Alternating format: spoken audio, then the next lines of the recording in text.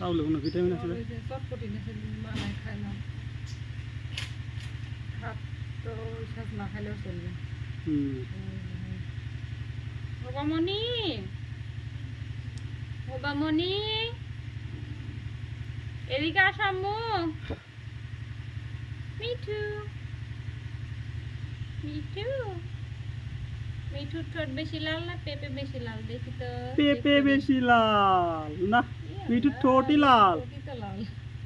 মিঠু মিঠু মিঠু মিঠু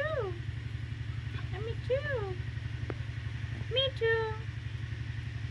যেদিন পুজোর বিরক্ত হয়ে খাওয়াইছি